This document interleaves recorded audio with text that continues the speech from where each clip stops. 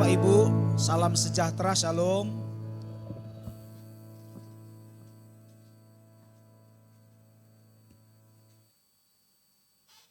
Kita lihat Alkitab kita dalam kitab Injil Lukas.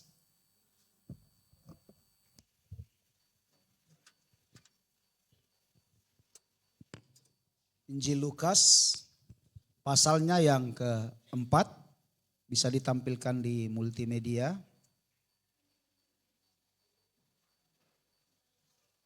Bapak Ibu, tema kita di bulan Mei adalah beriman teguh kepada Kristus. Sudah kemarin ya. Tema kita di bulan Juni, keluarga yang teguh dalam iman, ya. Itulah tema kita di bulan Juni. Bagaimana supaya keluarga kita ini teguh dalam iman? Karena Bapak Ibu, begitu mudahnya hari-hari ini orang punya iman yang goyah. Apalagi sekarang nih pengajaran macam-macam, ya, dengan semakin canggihnya zaman, ya, semakin canggih pula cara iblis untuk menggoda manusia, membuat manusia goyah dengan pengajaran-pengajaran yang bisa mengombang-ambingkan kita, Bapak Ibu, ya. Itu sebabnya keluarga, artinya kalau kita bicara tentang keluarga berarti saya, istri dan anak-anak saya, orang tua saya, orang-orang yang saya kasihi itu harus punya iman yang teguh. Jadi di 5 minggu ke depan kita akan bicara tentang 5 tema. Yang pertama, hari ini kita akan bicara tentang harmonisasi pelayanan dan keluarga. Di minggu kedua kita akan bicara tentang beriman di tengah tantangan, ya, belajar nanti kita dari Nuh, bagaimana keluarga Nuh beriman di tengah-tengah tantangan. Lalu di minggu ketiga kita akan bicara tentang keteguhan iman kepada keluarga. Kita akan belajar dari Abraham, bagaimana mereka imannya teguh dengan luar biasa.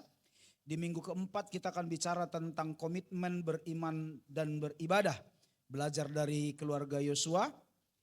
Lalu kemudian di minggu terakhir tanggal 30 kita akan bicara tentang iman yang tulus dan ikhlas, ya. Nanti kita akan lihat dari iman Timotius. Nah, hari ini kita bicara tentang harmonisasi pelayanan dan keluarga. Sudah tampilkah di depan? Ya, baik Bapak Ibu, kita baca Alkitab kita, ayat-ayat firman Tuhan. Boleh dibantu juga multimedia, Lukas pasal yang ke-4 ayatnya yang ke-38 sampai 44. Ya, Lukas pasal yang ke-4 ayat 38 sampai ayat yang ke-44. Udah dapat? Mari kita baca bergantian, saya ayat yang genap, Bapak Ibu ganti di ayat yang ganjil. Demikian, kemudian ia meninggalkan rumah ibadat itu dan pergi ke rumah Simon. Adapun ibu mertua Simon demam keras dan mereka meminta kepada Tuhan Yesus supaya menolong dia.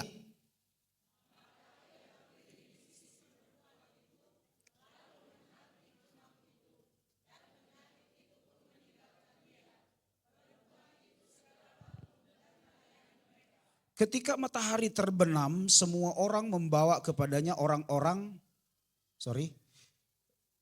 Ketika matahari terbenam, semua orang membawa kepadanya orang-orang sakitnya yang menderita bermacam-macam penyakit. Ia pun meletakkan tangannya atas mereka masing-masing dan menyembuhkan mereka.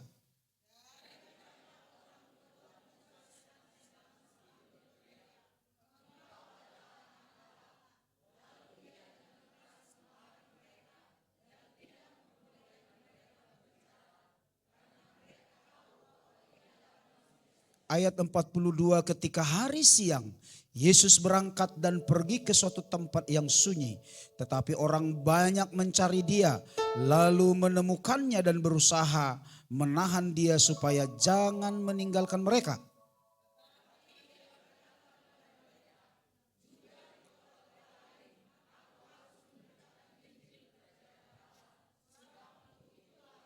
Sama-sama. Dan ia memberitakan Injil dalam rumah-rumah ibadat di Yudea. Silakan duduk, puji Tuhan saudara. Eh, harmonisasi pelayanan dan keluarga ini adalah hal yang penting. Bapak Ibu, kalau kita melihat firman Tuhan secara menyeluruh dari Kejadian sampai Wahyu, Bapak Ibu kalau punya buku Alkitab, Bapak Ibu bisa nanti lihat di lembaran pertama, yaitu Kejadian 1 ayat yang ke-26 sampai 28, Yesus sudah bicara tentang family. Ya, Yesus sudah bicara tentang keluarga, yaitu dimulai dari keluarga Adam dan Hawa. Dan kalau saudara lihat juga di lembaran terakhir Alkitab, itu Wahyu pasal 22, ya. Wahyu pasal 22, Yesus juga bicara tentang keluarga, ya, yaitu pernikahan anak domba, ya. Lalu Bapak Ibu kalau saudara perhatikan juga di akhir daripada kitab Perjanjian Lama, ya, Zakaria, Maleaki, di zaman Maleaki juga Tuhan juga bicara tentang bapak dan anak, tentang keluarga. Maleaki pasal 4 itu Yesus membahas tentang hubungan antara bapak dan anak.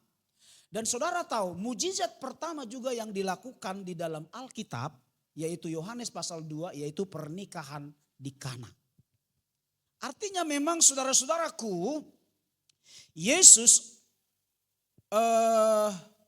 atau Tuhan dikatakan sangat perhatian kepada keluarga. Atau bisa dikatakan keluarga menjadi pusat perhatian Tuhan. Di dalam Alkitab diajarkan bahwa Tuhan bekerja di dalam dan melalui sebuah keluarga. Dan apapun yang Tuhan kerjakan selalu itu melalui family. Ya, misalnya melalui Nuh nanti kita baca itu keluarga. Ya, bagaimana Tuhan membuat mujizat itu juga di tengah-tengah keluarga dan selalu pakai keluarga. Kenapa? Karena memang sebuah keluarga adalah hal yang sangat penting bagi Tuhan. Bahkan keluarga adalah unit yang Tuhan ciptakan di awal. Tadi saya sudah ngomong ketika Adam dan Hawa dihadirkan. Ya, Tuhan Yesus juga dalam beberapa kesempatan melakukan karyanya dalam sebuah keluarga. Udah jelas sekali ya. Saya sudah jelaskan tadi bahwa di perkawinan di Kana. Ya. Nah, saudara-saudaraku, yang jadi pertanyaan pelayanan Yesus yang dimulai dan dikembangkan dari rumah tangga itu pelayanan seperti apa? Ya, boleh diikuti mungkin di PPT-nya biar jemaat bisa ya. Pelayanan Yesus yang dimulai dan dikembangkan dari rumah tangga itu atau dari keluarga itu ada 3 jenis. Ya.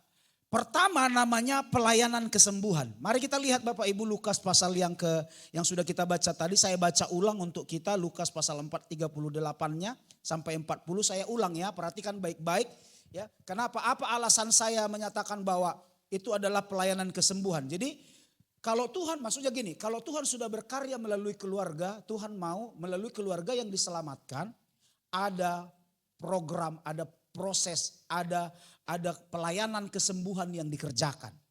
Ya, saya baca sekali lagi. Ini bicara tentang Simon Petrus. Kemudian ia meninggalkan rumah ibadat itu dan pergi ke rumah Simon. Simon yang kita sebut dengan Petrus, ya.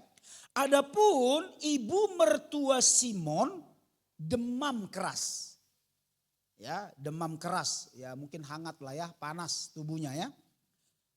Terus dan mereka meminta kepada Yesus supaya menolong dia. Jadi ketika Simon Petrus dan istrinya harmonisasinya bagus, mereka punya hubungan yang baik. Ya, karena Alkitab bilang di dalam Matius di mana 2 atau 3 orang sepakat meminta dalam namaku, di situ aku hadir di tengah-tengah mereka.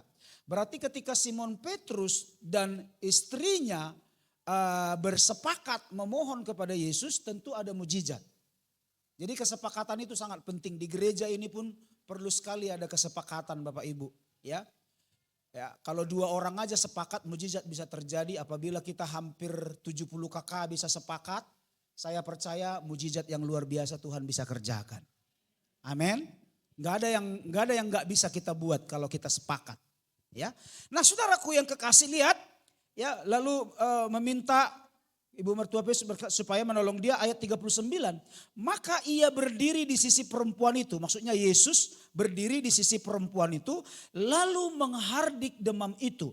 Dan penyakit itu pun meninggalkan dia. Sembuh. Karena ada harmonisasi, ada kesepakatan suami istri. Kalau kita suami istri bergandengan tangan Bapak Ibu, tidak ada perkara yang tidak bisa kita terobos. Nah masalahnya kan seringkali suami istri itu bukannya sepakat tapi dua pakat. Ya, kalau sepakat Tuhan bilang nggak ada yang mustahil, nggak ada perkara yang sulit.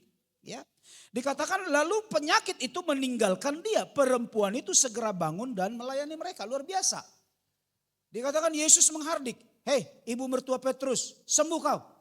Pada waktu itu langsung sembuh. Jadi mujizat bisa terjadi pada waktu itu.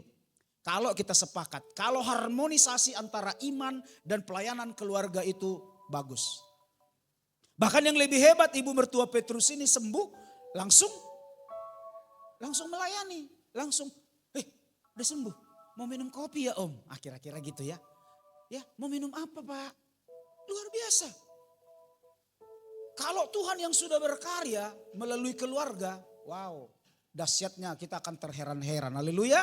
Ayat 40, ketika matahari terbenam, semua orang membawa kepadanya orang-orang sakit. Akhirnya karena dilihat, ibu mertua Petrus loh kemarin, tadi tuh demam. Tiba-tiba sembuh, lalu orang berbondong-bondong. Nah ini Bapak Ibu, kalau mujizat sudah terjadi, ya kita nggak perlu promosi, orang yang akan datang kepada kita itu luar biasa ya. Ketika matahari terbenam, semua orang membawa kepadanya orang-orang sakitnya yang menderita bermacam-macam penyakit. Ia pun meletakkan tangannya atas mereka masing-masing dan menyembuhkan mereka. Puji Tuhan. Bisa katakan amin? Ayat ini mencatat tentang bagaimana Tuhan Yesus menyembuhkan ibu mertua Simon Petrus yang lagi demam keras. Akhirnya perempuan itu sembuh dan melayani. Luar biasa. Dan Bapak Ibu, apalagi kita nih yang sudah sembuh. Yang kalau saya katakan sembuh bukan hanya penyakit fisik, tapi juga sembuh dari penyakit jiwa. Kenapa saya sebut penyakit jiwa? Ya, karena saya mau pastikan sebenarnya setiap kita ini ada penyakit jiwanya. Kalian banyak nggak setuju kan? Nggak setuju saudara ada penyakit jiwa? Cuma kadarnya kan ada tingkatannya. Yang sampai masuk rumah sakit jiwa itu kadarnya tinggi. Nah, percaya nggak? Bapak Raymond percaya ada sakit jiwanya? Ada. Ketika kita tersinggung aja sebenarnya jiwa kita sedang sakit. Hanya memang kadarnya tipis. Masih bisa dipulihkan. Kalau yang rumah sakit jiwa itu, ya itu dia mancing kan. Di rumah sakit jiwa dia mancing, ditaruhnya di ember mancing. Dokternya lewat, ada dapat. Dokter gila, mana ada ikannya. Malah dia yang bilang dokternya gila. Ya, kalau udah yang seperti itu Bapak Ibu tingkat sakit jiwanya tinggi. Kasih tahu sebelahnya, sebelum tinggi kadar sakit jiwanya, mari serahkan kepada Yesus. 3, 2 ya. Haleluya. Akhirnya perempuan itu sembuh dan melayani. Dan saya mau ngomong Bapak Ibu, ketika Tuhan sudah menyembuhkan kita, Tuhan sudah memulihkan keadaan kita, mari kita melayani Tuhan. Halo jemaat, mari kita melayani Tuhan. Ya tadi ITB 3 itu, apa tadi lagunya terakhirnya? Bukan terakhirnya itu, Bapa akhirku menutup mata, ku tetap setia menanti janjimu sampai ku dapatkan mahkota kemuliaan kehidupanku, ku tetap setia melayani. Yang ITB 3 berdiri dulu. Saya mau kalian jadi pelayan. Pak Marpaung ini harus jadi singer ini. Ya, tuh. Nih. Amin. Ya, silakan duduk. Aku tuntut janjimu. Ku tetap setia untuk melayanimu. Wah, makanya tadi saya bilang harus melayani. Karena kalau kita udah disembuhkan, ini seperti tindakan ibu mertua Petrus. Orang yang disembuhkan, ya baik secara fisik, baik secara mental, baik secara jiwa. Ya, yang bisa memulihkan itu ialah hubungan kita dengan Tuhan, roh. Ya. Dan kalau itu sudah terjadi, Bapak Ibu harusnya ambil komitmen, saya mau melayani Tuhan. Melayani Tuhan kan tidak harus berkhotbah di mimbar. Ya. Melayani Tuhan tidak harus menjadi WL dan singer.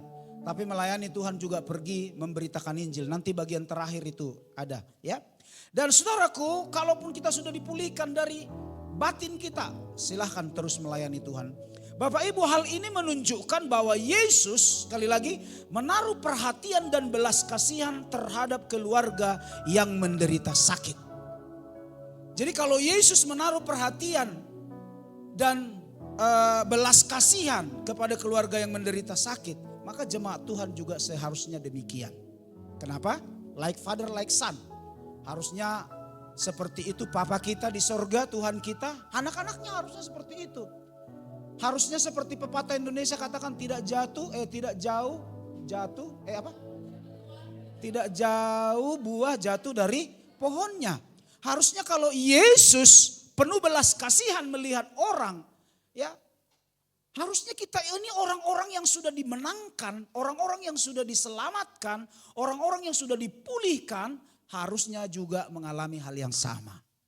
Punya kasih kepada orang-orang lain. Amin. Ya, sekali lagi orang-orang yang mengasihi Tuhan itu harus menaruh belas kasihan kepada orang yang menderita sakit. Ya, rumah tangga atau keluarga Bapak Ibu dapat menjadi tempat bagi Tuhan untuk menyatakan demonstrasi kuasa kesembuhan. Itu sebabnya apa yang dilakukan rumah tangga itu? Yaitu mengikat kesepakatan. Mulai bersama-sama sehati. Ya, sehati. Karena sekali lagi di dalam kitab Matius pasal 20 itu dikatakan 18 sampai 20. Ya, barang siapa 2-3 orang sepakat. Ya, aku hadir bersama-sama dengan mereka. Sepakat saja, ayo. Ya, kita sudah doakan Bapak Ibu pelebaran pembangunan gereja ini dan macam kita doakan, ya. Tapi tanpa kita doakan mungkin kita laksanakan akan susah. Tapi setelah kita doakan, mari kita bertindak. Mari kita kerjakan. Karena Tuhan selalu pakai apa yang ada pada kita. Musa membelah laut itu hanya dengan tongkat. Artinya dengan apa? Gereja ini dibangun, saya udah seringkali cerita, hanya dengan modal 600 juta, 600 ribu. Ya. Tetapi semua bisa selesai. Kalau kita tidak pernah mulai, kalau kami dulu takut dengan uang 600 ribu itu membangun, maka sampai sekarang gereja ini tidak akan ada. Tapi kita harus mulai dengan apa yang ada pada kita, dengan tongkat yang ada pada kita. Ya, apa saja, ayo kalau kita sepakat. Bapak Ibu jangan berpikir, aduh ini pengeluaran. Saudara, saya mau ngomong ketika Bapak Ibu berpikir untuk kabar baik, untuk Injil, aku berkorban untuk Injil, daripada Bapak Ibu berkorban untuk yang lain. Saya bilang berkorban untuk yang lain itu penting. Tapi Bapak Ibu tahu, itu kita sama seperti sedang menabur. Ya, Bapak Ibu tahu di dalam Alkitab ada berapa jenis tanah? Ada jenis tanah waktu penaburan itu di dalam Matius pasal 13. Ya, ada 4. Yang pertama adalah tanah yang di pinggir jalan. Di mana ketika benih itu ditaburkan, diambil, dipatok sama burung-burung. Bicara tentang kuasa kegelapan. Ya, yang kedua tanah yang apa? Tanah yang di tempat berbatu-batu. Tanah itu memang sangat subur, tapi nggak bisa ditembus oleh akar. Kenapa? Batu di bawahnya. Akhirnya apa? Layu ketika matahari sudah bersinar. Ya, yang ketiga, tanah yang penuh dengan semak duri. Ya, tumbuh, tapi karena semak duri lebih tinggi akhirnya kejepit. Iman kita seringkali seperti itu. Dan yang terakhir adalah tanah yang subur. Bapak Ibu, ketika kita memberi kepada Injil, kepada pekerjaan Tuhan, Anda sama seperti orang yang sedang menabur di tanah yang subur. Itu tergantung pada iman.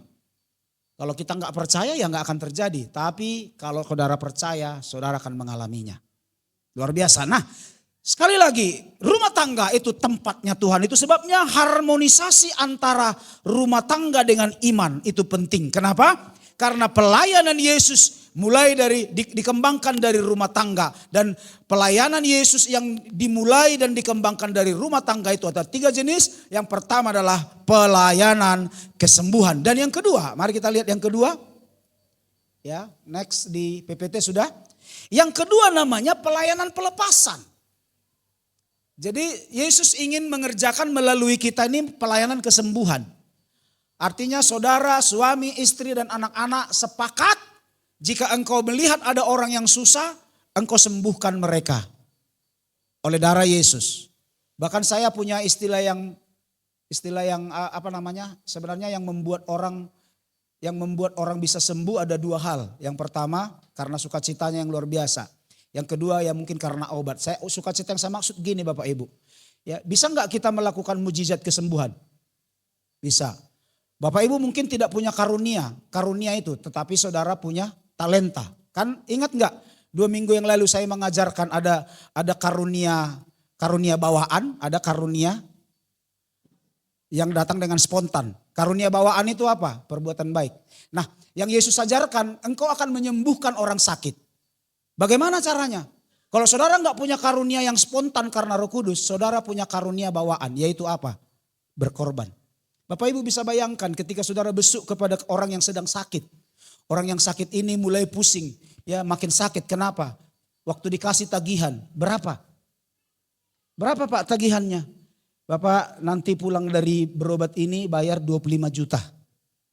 Contohnya, kira-kira yang dengar ini makin sakit atau sembuh? Bisa saja makin sakit, 25 juta lebih bagus lah mati aku. Bapak Ibu bayangkan saudara datang dan bilang begini, berapa biaya penyakitmu Bau? Berapa biaya penyakitmu Pak? 25, aman.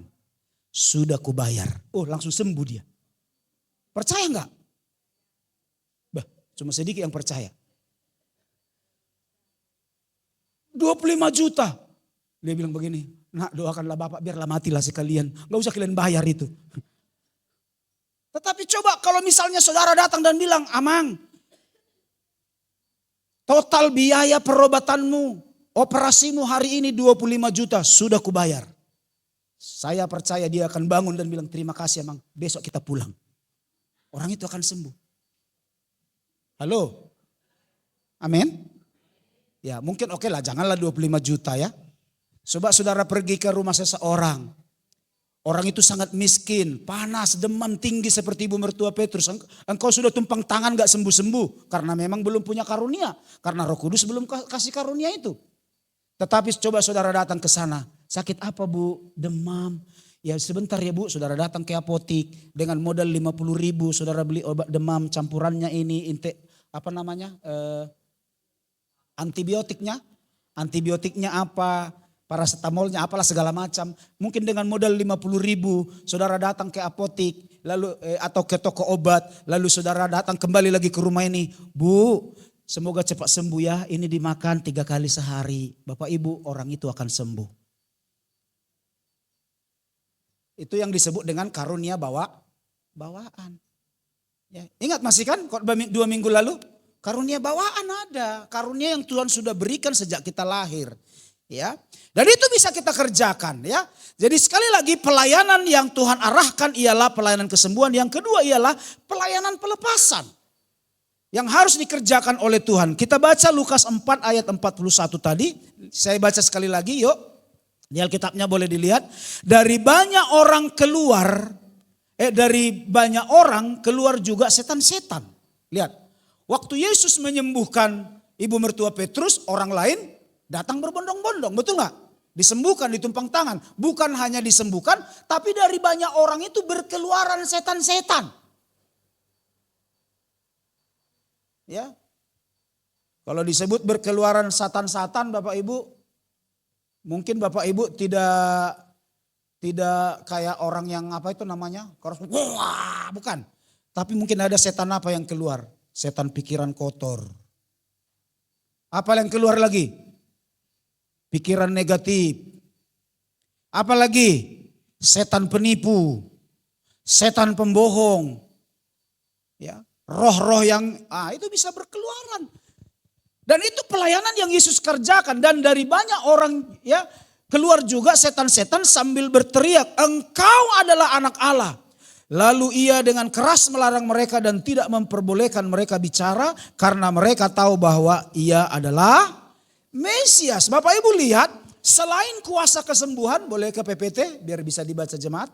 Selain kuasa kesembuhan melalui rumah tangga, keluarga Yesus ya, melalui rumah tangga atau melalui keluarga, Yesus menyatakan kemenangannya ya atas setan. Karena memang waktu Yesus datang ke dunia, setan udah ditaklukkan. Bahkan ketika Yesus membuktikan dia bangkit dari kubur, setan sudah dikalahkan. Iblis sudah dikalahkan, dosa dan maut sudah dikalahkan. Itu sebabnya bersyukur sekali kita menjadi pengikut Yesus. Ya, kuasa maut sudah kalah ya. Dari banyak orang yang hadir meminta pertolongan kepada Yesus dikatakan beberapa orang di antara mereka adalah orang-orang yang mengalami kebebasan dari belenggu setan.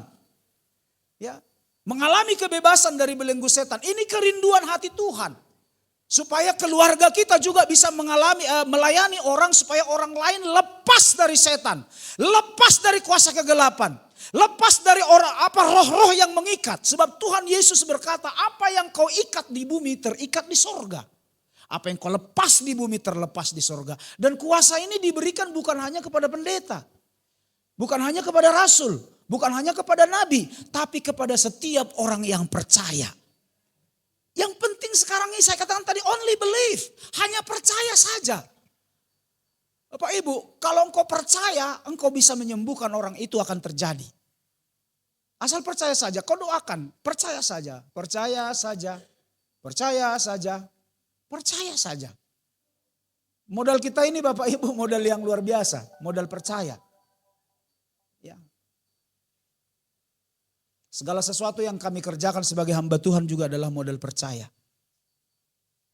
Gak ada modal apa yang kami bawa. Dari kampung kami gak ada modal apa-apa. Tapi hanya modal percaya. Alangkah indah dan luar biasanya jika keluarga kita menjadi sarana Tuhan. Bisa katakan amin? Ayo dong. Buat keluarga kita menjadi sarana yang menyenangkan hati Tuhan. Yang bisa menolong orang yang lemah. Ya. Menyembuhkan orang yang sakit, melepaskan orang yang kerasukan setan, melepaskan orang-orang dari belenggu dosa. Alangkah indah itu dan luar biasa jika keluarga kita menjadi sarana yang menyatakan kemenangan atas setan. Setiap anggotanya memiliki kesadaran dan keberanian mempraktekkan kuasa. Sebagaimana yang dijanjikan dalam Markus 16 ayat 17. Boleh dibantu? Markus 16 ayat 17, saudara tahu ayat ini bilang apa? Demikian. Tanda-tanda ini akan menyertai orang-orang yang percaya. Sudah tampil ayatnya? Coba baca sama-sama. 3, 2 ya. Tanda-tanda ini akan menyertai para pendeta. Enggak. Apa tulisannya? Tanda-tanda ini menyertai para diaken. Ada? Tanda-tanda ini menyertai para rasul. Ada? Tanda-tanda ini menyertai para nabi. Enggak. Tapi siapa? Lihat, sederhana sekali. Tanda-tanda ini menyertai orang percaya. Jadi tanda-tanda itu akan menyertai setiap orang yang percaya pada nama Yesus. Tanda-tanda apa itu? Coba lihat 3, 2 ya. Mereka akan mengusir setan demi nama Yesus atau namaku. Mereka akan bicara dalam bahasa-bahasa yang baru bagi mereka. Bahkan boleh sambung lagi kayak 18. Mereka akan memegang ular dan sekalipun mereka meminum racun maut, mereka tidak akan mendapat celaka. Mereka akan meletakkan tangannya atas orang sakit dan orang itu akan sembuh. Jadi tanda-tanda itu bukan menyertai pendeta saja. Bukan menyertai para diaken saja. Bukan menyertai para rasul, para nabi atau orang-orang yang disebut dengan pelayan-pelayan. Bukan, tapi barang siapa yang percaya kepada nama Yesus, tanda-tanda ini akan menyertai mereka. Yaitu apa? Mengusir setan. Makanya kalau ketemu orang yang kerasukan setan, jangan malah lari. Kenapa kau lari? Ada itu, apa namanya? Yang masal-masal itu, kesurupan ya. Oh, ada kesurupan, kabur. Anak Tuhan kok kabur, ada kesurupan. Harusnya yang mana kesurupan itu, dekati dia. Pandang matanya. Woi, siapa kau? Kau mau keluar apa enggak? Kenapa rupanya? Kalau kau enggak mau keluar, aku yang keluar.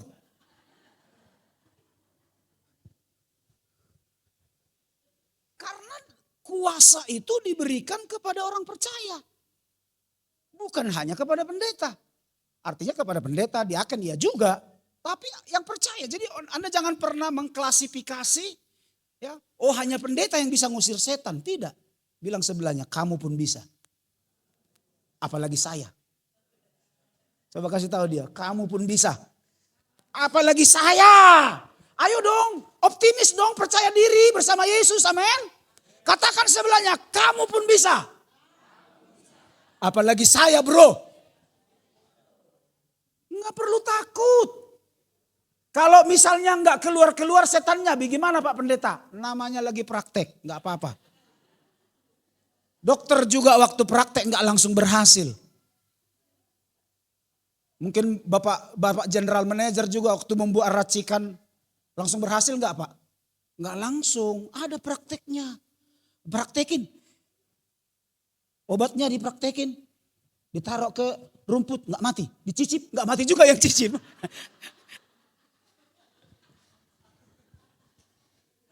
Iya kan? Ada kan lupa gitu kan, dikocok. Nggak mati juga. Gitu kan? Kayak ada lawak Batak itu saudara-saudara. Teleponnya lainnya, mau nggak kau kerja? Di mana? Di bagian racun. Nah, berapa gajinya? 25 juta. Wih mantap kali itu. Ya, bagian apa? Bagian mencicip. Siapa yang mau? Ya, nah saudara-saudara nggak ada yang langsung berhasil. Ketika saudara berkata setan keluar dalam nama Yesus. Dia nggak mau keluar, jangan takut. Gak apa-apa, nggak keluar juga. Ngomong lagi. Nggak keluar juga, ngomong lagi. Dia mau hantam kamu. Yang penting kalau ngusir setan jangan tutup mata. Dalam nama Yesus kamu yang dicakar duluan. Pandang dia, kenapa? Bapak Ibu, pengalaman kami mengusir setan. Justru matanya harus dipelototin. Keluar nggak? Keluar! Dia pelototin, pelototin dalam nama Yesus keluar. Iya betul pengalaman kita Bapak Ibu. Jangan Bapak kami yang di sorga dikuduskan, dicakar kau. Dicakar, betul. Itu bukan doa ngusir setan. Makanya nanti Bapak Ibu tanggal 13 dan 14 salah satu yang akan diajarkan adalah pengajaran ini. Nanti kita akan lihat sebentar ya.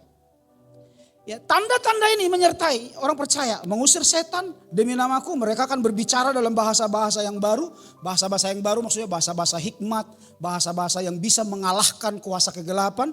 Lalu mereka akan memegang ular, maksudnya Bapak Ibu bukan sengaja saudara pegang ular. Artinya apa? Ketika ada kuasa kegelapan coba menghantam engkau. Ular itu kan bicara tentang iblis.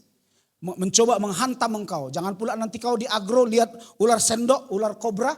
Oh firman Tuhan Bapak Gembala kemarin bilang pegang ular dah apa-apa. Saudara pegang habis kita. Jangan menguji Tuhan Allahmu kan. Jangan mencoba Tuhan Allahmu. Bukan itu maksudnya. Tetapi ketika ada kuasa kegelapan untuk mencoba menghancurkanmu. Engkau akan kuat dan engkau tidak apa-apa. Racun maut misalnya ada orang. Racun maut itu maksudnya jangan sengaja Bapak Ibu minum racun. Gak akan bisa. Itu namanya mencoba Tuhan Allahmu. Tapi ketika ada orang coba-coba menghancurkanmu. Mungkin dendam apa segala macam racun maut, Tuhan bersama dengan kita. Itu maksudnya. Jadi jangan nanti Bapak Ibu minta yang di agro, minta sama Pak JM dulu. Aku mau coba dulu. Mana racun yang paling keras Pak JM? Mau aku coba dulu. Jangan, nggak akan dikasih. Ya, nggak bisa. Baik, ya mereka akan mendapatkan apa dikatakan? Tidak akan mendapat celaka, mereka akan meletakkan tangannya atas orang sakit dan orang sakit akan sembuh. Nah ini dua jenis pelayanan yang dikerjakan melalui keluarga oleh karya Yesus. Yang pertama tadi pelayanan apa? Pelayanan kesembuhan. Yang kedua pelayanan pelepasan. Ini bagian kita, bagian keluarga Kristen. Dan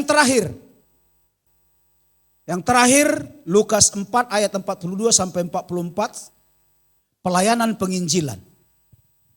Sudah dapat di PPT? Ya baik, ayatnya dulu saya baca ya. Demikian ketika hari siang Yesus berangkat dan pergi ke suatu tempat yang sunyi. Jadi ceritanya tadi setelah menyembuhkan ibu mertua Petrus. Lalu menyembuhkan banyak orang. Lalu mengusir banyak setan. Yesus pergi ke tempat yang lebih sunyi. Tapi bukan untuk bersembunyi. Apa yang dilakukannya di sana? Ya, Yesus pergi ke tempat yang sunyi supaya enak penginjilannya. Tetapi orang banyak mencari dia lalu menemukannya dan berusaha menahan dia supaya jangan meninggalkan mereka. 43, tetapi ia berkata kepada mereka juga di kota-kota lain. Aku, lihat Bapak Ibu. Juga ayat 43, juga di kota-kota lain aku harus memberitakan Injil kerajaan Allah. Sebab itulah aku diutus. Lihat, Yesus bilang apa? Aku harus memberitakan Injil. Lalu 44, dapat baca sama-sama? 3, 2 ya. Dan ia memberitakan Injil di rumah-rumah. Oh haleluya. Dan Yesus bilang ayat 43 juga di kota-kota lain. Ada di situ kalimat, aku harus memberitakan Injil. Jadi tugas yang ketiga bagi keluarga Kristen, keluarga orang percaya, ya, ini yang saya sebut dengan harmonisasi keluarga dengan iman.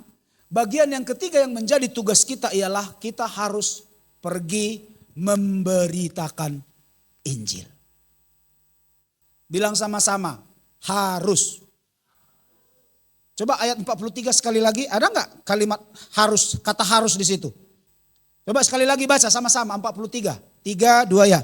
Tetapi ia berkata kepada mereka, juga di kota-kota lain, aku harus memberitakan Injil kerajaan Allah.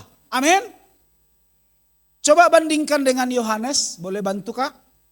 Yohanes pasal 4 ayat 34. Apa kata Yesus? Yohanes 4 ayat 34. Yohanes 4 ayat 34. Udah dapat? Sudah muncul? Kita baca sama-sama 3, 2 ya. Kata Yesus kepada mereka apa?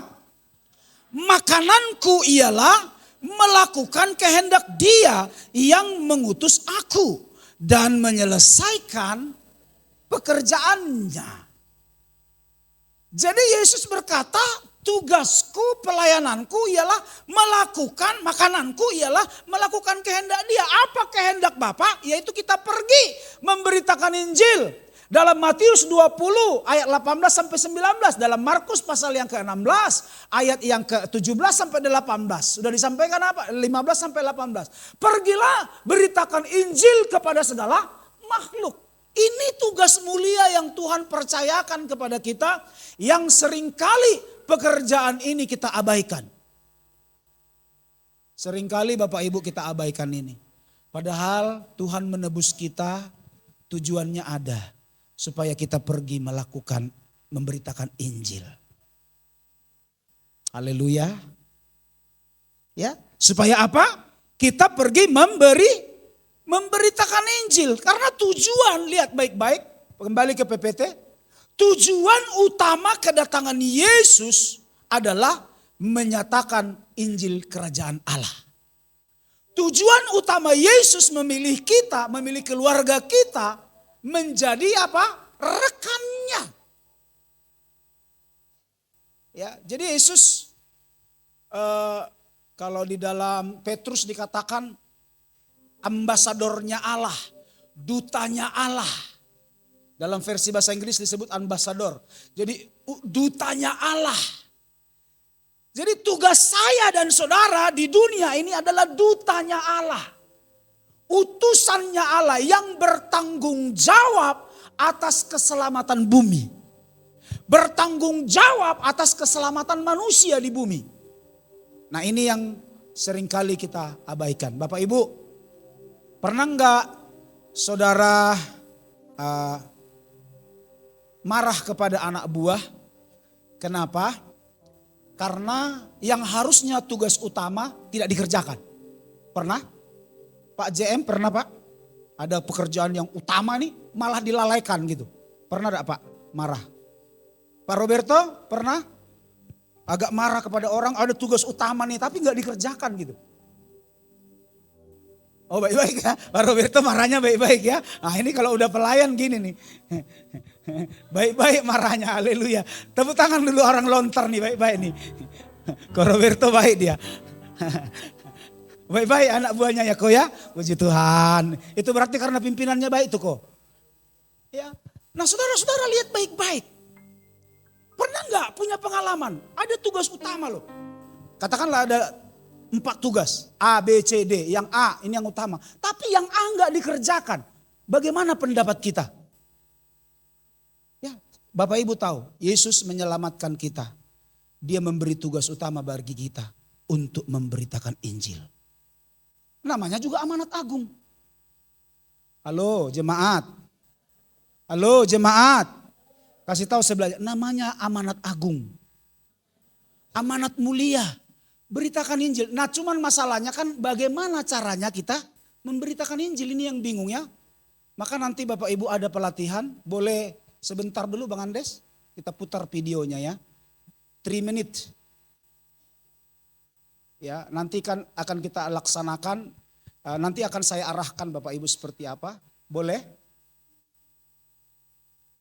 Akan kita laksanakan nanti tanggal 13 sampai 14 ada namanya Battle Evangelist. Oke, boleh dilihat dulu sebentar. Yang videonya ya Kak. Itu yang, ya. Visi Departemen Pekabaran Injil BPP GBI melahirkan 15.000 penginjil. Selaras dengan visi GBI 10.000 jemaat lokal, membutuhkan strategi, kesatuan hati, dan kerja keras untuk mewujudkannya. BPI GBI merancang pelatihan yang melahirkan penginjil dengan nama BES, Battle Evangelist Training. Rumah ini saya bagi-bagi menjadi beberapa tahap. Saya maunya ada ruang klinik tumbuh kembang anak. Suatu pelatihan penginjilan kontekstual yang mudah, efektif, dan relevan di era sekarang. Peserta diberi pemahaman dasar supaya dia mengerti panggilan dan visi, tantangan apa yang dihadapi, kemampuan yang harus dilatih, dan aplikasinya dalam berbagai bidang kehidupan sesuai talenta, minat, dan keahliannya. Dengan target 1.000 trainers di 265 perwil GBI, DPI terus melakukan percepatan dengan TFT dan pelatihan yang berkesinambungan. Ayo, segera daftarkan diri Anda dan mari sama-sama sehati menuntaskan amanat agung Tuhan Yesus. Evangelis!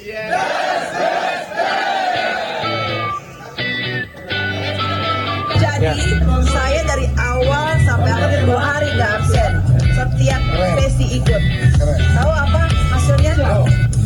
Tua, muda lagi. Membangun semangat yang baru, yang berbeda dari sebelumnya. Bangkitkan semangat para penginjil. Sungguh luar biasa terobosan ini, dan kami percaya bahwa melalui terobosan ini dan juga pembicara-pembicaranya yang sangat luar biasa memberikan spirit yang baru, ilmu yang baru, yang kekinian untuk memberitakan Injil ke seluruh pelosok, bahkan ke seluruh bidang-bidang.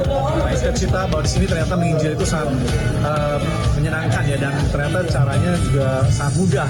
Jadi setelah saya mendengarkan selama 2 hari ini, saya nggak sabar untuk mempraktekannya, dan ternyata banyak sekali yang bisa diraih. Jadi sangat diberkati oleh hari ini, pembicara juga sangat syok sekali. Kalau Anda ada kesempatan, Anda harus ikut. Dan kami bersyukur semuanya mengalami hal yang luar biasa. Mereka penginjilan, api penginjilan kembali nyala. Dan kami percaya melalui BES 100 ini kami akan jangkau jiwa dan kemuliaan bagi Tuhan. Oke, habis? Ya, baik Bapak Ibu, Battle Evangelist Training ini adalah produknya BPP, Badan Pekerja Pusat, dan ini sudah terlaksana di beberapa provinsi. Provinsi Lampung kemarin sudah ada yang ini, dan akan menjangkau semua provinsi di Indonesia dan di luar negeri. Jadi sangat diharapkan ada 15.000. Penginjil artinya gini Bapak Ibu, penginjil artinya tidak harus jadi gembala. Jadi saudara jangan berpikir itu sekolah Alkitab, nanti aku jadi pendeta. Bukan. Penginjil itu maksudnya begini, bagaimana di tengah-tengah pekerjaan kita atau di tengah-tengah hobi kita, Injil bisa masuk. Caranya bagaimana? Saya kemarin sudah cerita kepada saudara, kami praktekin bersama dengan, saya sebut nama Pak Manik yang dari Agro. Habis kami main badminton di kilometer 4, lalu Amang itu ngajak kami mengopi, rupanya ada temennya ya dari Agro juga ya, sama-sama main sambil ngopi. Lalu kami cerita tentang Yesus. Ya, dia ya awalnya saya bilang perbedaan antara pandangan tentang rumah. Kalau bagi orang Kristen, rumah Tuhan itu bukan gedungnya, tapi di sini hatinya. Kalau bagi orang Muslim itu beranggapan bahwa tempat itu adalah rumah Tuhan. Kalau bagi Kristen awalnya dari situ. Akhirnya kita mulai cerita tentang Yesus, ya. Walaupun ya caranya ada. Mohon maaf ya Pak. Kalau saya bilang begitu, mohon maaf ya Pak. Ya saya cerita, Yesus itu begini. Oh gitu ya Pak. Oh iya. Selama ini saya nggak tahu. Nah, kan Bapak Ibu dengan demikian Injil sudah masuk. Ya, soal dia mau terima atau tidak tergantung pergumulan kita nanti ke depan. Ya, bahkan suatu saat juga saya bertemu dengan salah satu karena saya memang hobi badminton. Ya, saya suka ketemu sama baik teman-teman Sorini di media sosial, teman-teman Ustadz, kita sering kali ngobrol dengan mereka, Bapak Ibu, ngobrol ya itu, cerita tentang Yesus. Bahkan pernah saya bilang begini, nanti Pak Ustadz, kalau misalnya di ajaran kami kan ada namanya rapture, pengangkatan. Tiba-tiba Pak Ustadz lihat saya nggak ada lagi, tapi pakaian saya tinggal, langsung panggil aja. Yesusnya orang Kristen. Wah apalah Pak Pendeta ini. Ini kan penginjilan. Bagaimana Injil bisa masuk? Nah itu nanti pelatihannya semua ada di sana. Ada namanya BES 100. BES itu adalah Bethel Evangelist Training. Ya, BES 100, BES 200, BES 300. Di BES 100 nanti kita dapat sertifikat, tapi kalau saudara lolos sampai BES 300 nanti dapat kartu penginjil. Dan targetnya itu 15.000 orang. Bapak Ibu, kenapa gereja Bethel Indonesia sekarang menjadi gereja yang terbesar di Indonesia?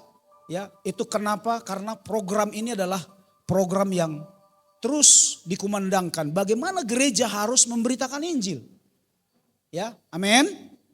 Nah, saudara-saudara sekali lagi, saya minta kita kerjasamanya nanti hadir. Hadir, kalau memang bisa bikin cutinya, daftarlah Bapak Ibu. Itu tanggal 13 berarti sekitar 11 hari lagi ya. Kalau misalnya nggak bisa gimana Pak Pendeta? Ya saya tahu saudara orang sibuk. Saling menolong. Saling menolong. Yang punya dana boleh berkorban supaya Boy bisa ikut. Nah bagaimana caranya? Nah seperti itu nanti saya akan arahkan. Baik Bapak Ibu sekali lagi pelayanan yang ketiga.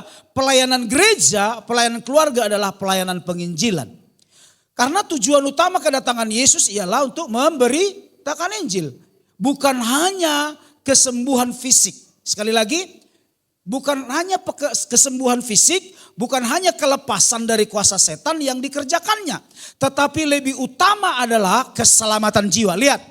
Pelayanan utama atau tugas utama dari gereja, tugas utama dari keluarga Kristen adalah bagaimana bisa membawa jiwa-jiwa kepada Tuhan. Karena coba Lukas pasal 15 ayat 10. Lukas 15 ayat 10. Mengapa kita perlu memberitakan Injil?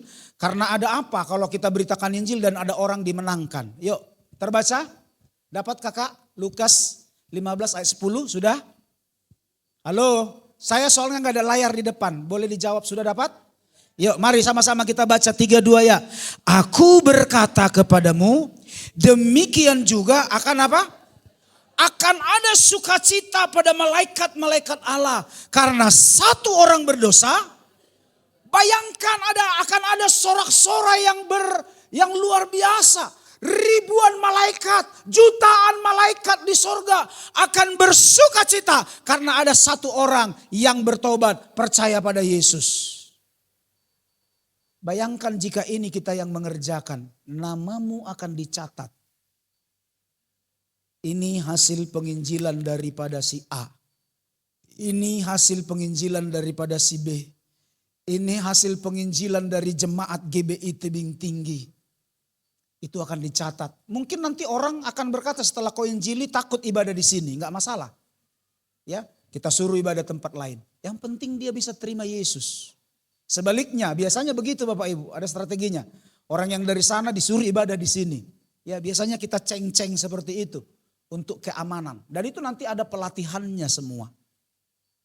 Bapak Ibu boleh hadir, Bapak Ibu nggak bisa hadir, boleh dukung dana Bapak Ibu supaya kita bisa utus orang. Ya. Yang jelas saya harus jadi peserta dulu. Dan Ibu Gembala. Karena kalau saya nggak jadi peserta, bagaimana? Apa yang mau saya ceritakan ya? Jadi saya harapkan nanti kita bisa ikut dalam pelatihan ini. Apalagi nih para diaken-diaken ini harusnya ya. Cuma kemana nih yang karyawan nih? Kok dikasih izin gak ini Pak Linka ini kok? Ya, haleluya. Saya harapkan Bapak Ibu, kenapa ini sangat penting? Ini tugas mulia. Tuhan Yesus sudah segera datang. Apa yang bisa kita kerjakan? Apa yang bisa kita lakukan? Apa yang bisa kita buat? Apakah satu orang pun tidak bisa kita bawa pada Yesus? Apalagi misalnya kita punya potensi misalnya saudara pimpinan, engkau punya bawahan, kita bisa ngomong ke bawahan dengan pelan-pelan, kita bisa menjadi saksi bagi mereka. Atau saudara mungkin bawahan, ya saudara bisa menyelamatkan atasanmu karena perbuatanmu yang baik, ya karena kasihmu yang baik. Sehingga atasanmu berkata, ini orang luar biasa. Ya, enggak siapa-siapa, enggak punya nama, enggak punya gaji yang besar. Tapi orang ini luar biasa, itu mungkin bisa membuat orang berpengaruh. Dan itu semua nanti ada pelatihannya. Itu sebabnya ayo saya dorong jemaat Tuhan. Ya, kenapa? Karena ini adalah tugas kita yang mulia. Supaya apa? Nanti di sorga sana ada sukacita yang besar. Akan dibunyikan trompet. Menyambut satu jiwa yang dimenangkan. Haleluya. Ada sukacita yang luar biasa. Malaikat bersorak-sorak. Wah, luar biasa sekali. Haleluya. Dan terakhir, kenapa kita harus penginjil? Kenapa kita harus menginjil? Tidak harus jadi gembala. Tidak harus jadi pendeta. Kalau jadi pendeta boleh. Tapi tidak harus jadi pendeta. Bagaimana sambil bekerja kita bisa menangkan orang. Karena Paulus bilang begini. Ayo kita lihat ayat terakhir. Roma pasal 1 kakak. Roma pasal 1 ayat 14 sampai 17. Apa kata Paulus? Sudah dapatkah? Colong bicara, sudah dapat? Roma 1 ayat 14 sampai 17. Mari kita baca sama-sama 14. Kenapa kita harus pergi penginjilan dan apa kata Paulus? Apa tanggapan Paulus tentang penginjilan? Ayat 14, 32 ya. Aku berhutang baik kepada orang Yunani maupun kepada orang bukan Yunani. Baik kepada orang terpelajar maupun kepada orang yang tidak terpelajar. Ya, dia berhutang. Tapi hutangnya bukan uang. Hutangnya bukan apa itu ya, bukan harta. Tapi apa? 15, 32 ya. Itulah sebabnya aku ingin memberitakan Injil. Ternyata utang dia itu utang keselamatan. Jadi Bapak Ibu sadar enggak kita ketika Yesus menyelamatkan kita, sebenarnya ada satu utang yang harus kita bayar. Yaitu apa? Kalau Tuhan selamatkan kita, Tuhan mau kita juga menyelamatkan orang. Itu sebagai hutang. Terus ya, itulah sebabnya aku ingin memberitakan Injil kepada kamu juga yang diam di Roma. 16, kenapa harus memberitakan Injil? 16 alasannya, 32 ya. Sebab aku mempunyai keyakinan yang kokoh dalam Injil. Karena apa? Injil adalah power of Lord, kekuatan Allah. Karena hanya melalui Injil orang disembuhkan. Hanya melalui Injil orang diselamatkan. Hanya melalui Yesus darahnya orang diselamatkan. Tidak ada jalan keselamatan. Kisah para Rasul 4 ayat 12 dikatakan apa? Tidak ada keselamatan di bawah kolong langit ini kecuali di dalam Dia, Yesus Kristus.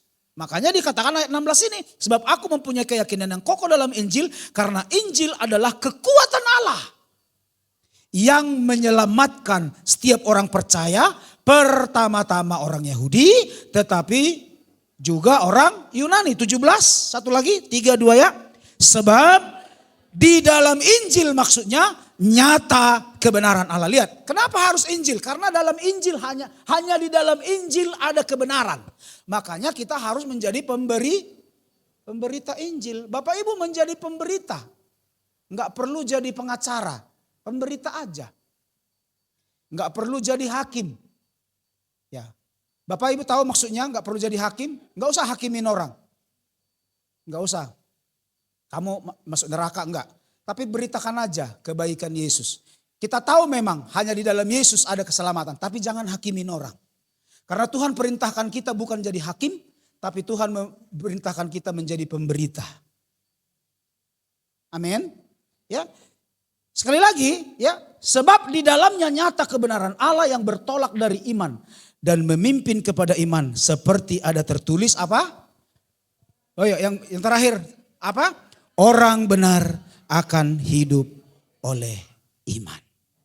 Saudara, kalau semua orang percaya ini, alangkah bahagianya Tuhan kita. Dalam Efesus pasal 1 ayat 3 dan 4 dikatakan, yang sebelum dunia ini dijadikan telah memilih kita. Bangga sekali Tuhan itu. Enggak salah aku memilih engkau. Enggak salah aku memilih engkau sejak dari kandungan. Enggak salah aku memilih engkau sebelum dunia dijadikan. Supaya apa? Namaku dimuliakan melalui engkau. Inilah tugas mulia kita. Amin. Bisa lagu berikanku hati seperti hatimu? Boleh dibantu? Mari Bapak Ibu kita tundukkan kepala. Ingat ada tugas gereja melalui rumah tangga. Yang pertama pelayanan kesembuhan. Yang kedua adalah pelayanan kelepasan. Yang ketiga adalah pelayanan penginjilan. Menyembuhkan melalui kuasa darah Yesus itu wajib. Melepaskan oleh karena pertolongan Roh Kudus juga itu wajib. Tapi memberitakan Injil demi keselamatan jiwa itu juga wajib bagi kita. Haleluya.